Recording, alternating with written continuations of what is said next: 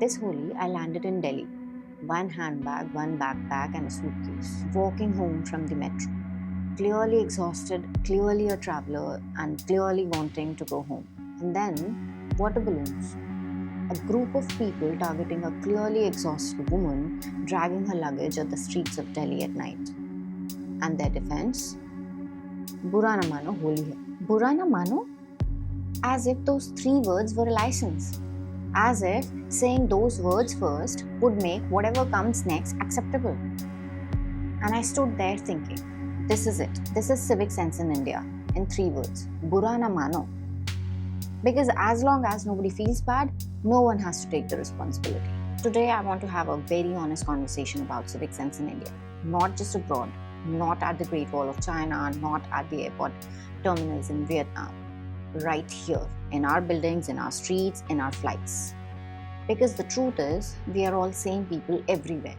And it is time we talk about it. India generates 62 million tons of solid waste every year, and less than 60% of it is scientifically processed. The rest? Streets, rivers, drains, landfills. Speaking of landfills, let me introduce you to Ghazipur. The Ghazipur landfill in East Delhi is 65 meters tall. It spreads over 70 acres, the area of more than 40 football pitches. It was supposed to be closed in 2002, and that was 23 years ago. Today, it still receives 2,000 tons of garbage every single day. The Supreme Court warned that red warning lights may need to be placed on the top of it to alert the passing aircraft. In 2018, a section collapsed in the monsoon rains and killed 2 people.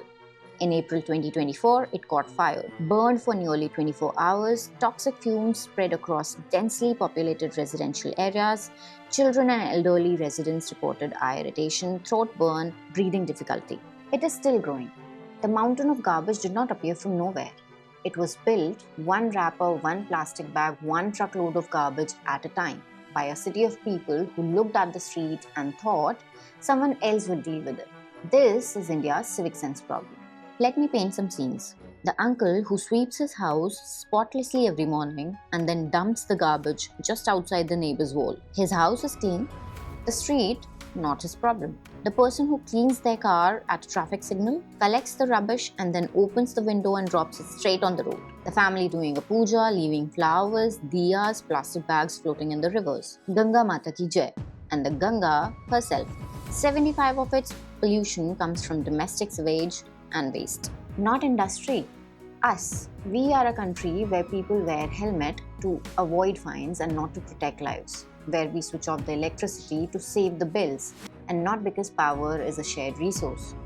We paint the front of the building and the side that faces road and leave the back broken and stained because front is seen and back is not. We care deeply about what reflects on us personally and very little about what affects everybody collectively. Here is where most conversations about civic sense stop at the surface.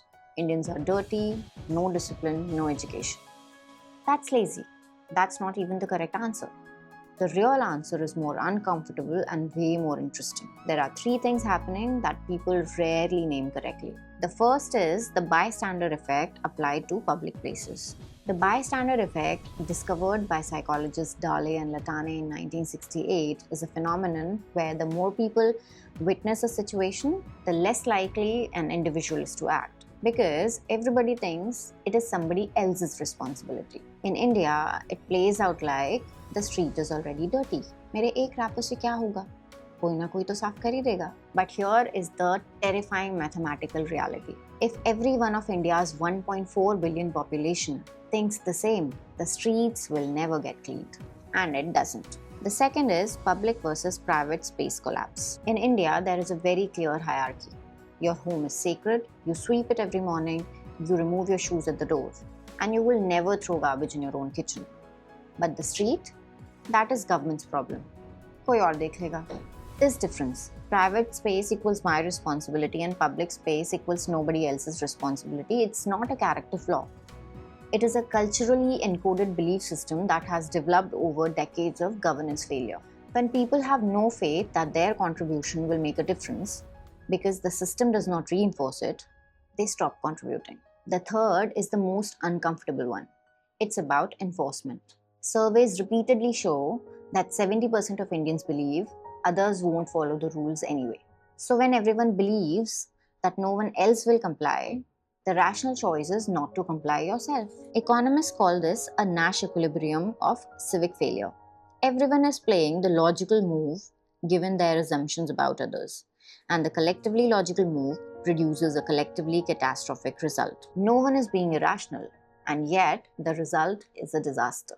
The Kerala and Tamil Nadu data point from the India Today Gross Domestic Behavior Survey 2025.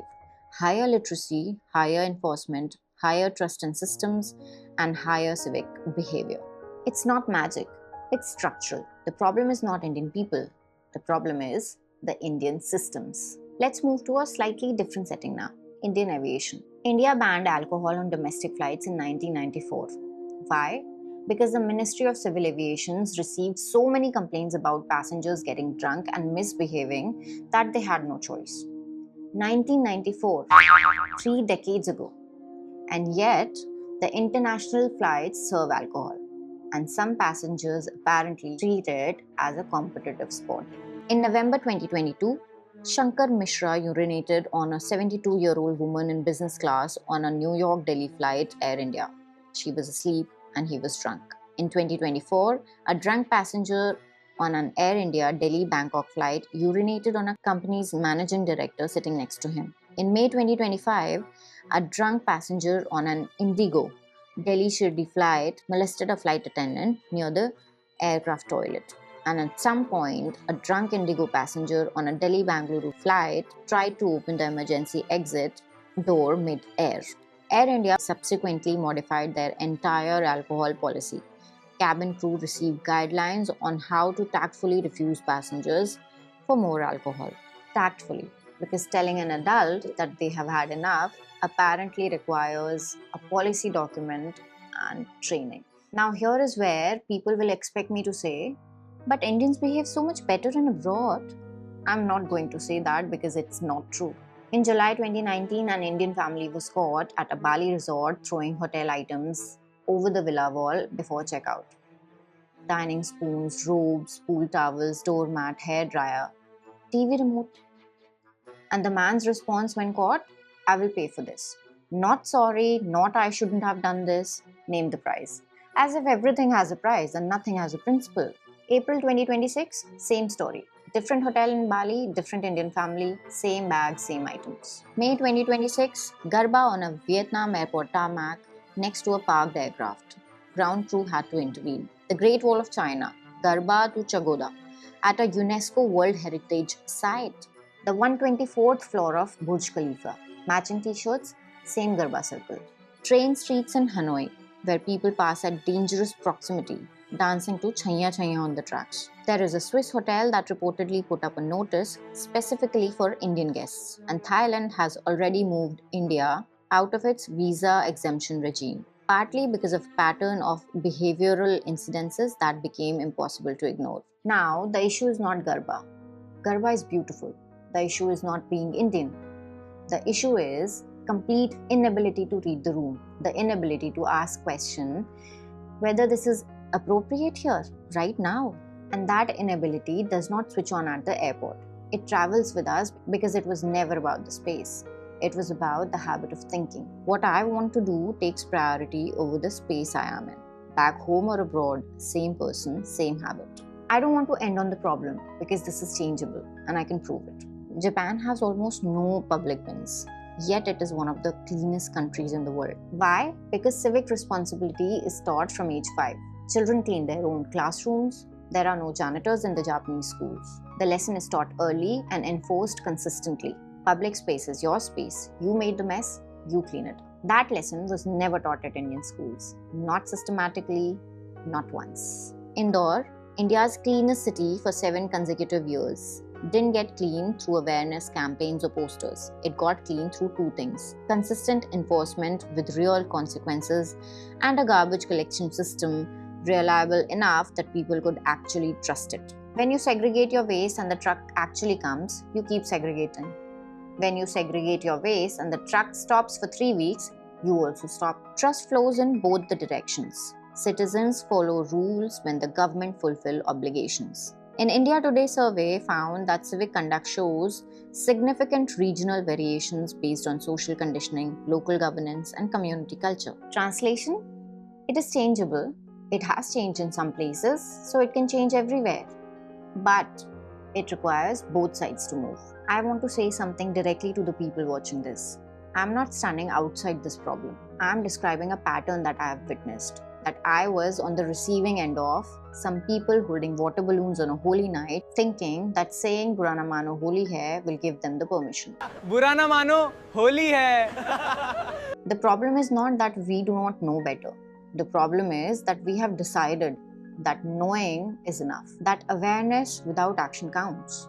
It does not. Civic sense is not a government scheme. It is not something that Swachh Bharat Abhiyan will fix. It changes when enough individuals decide, quietly, without waiting for permission, that the space around them is their responsibility. The streets outside your door, the flights you're on, the World Heritage sites that you're visiting, the hotel room that you're leaving. These spaces exist because someone built them, maintains them, or shares them with you.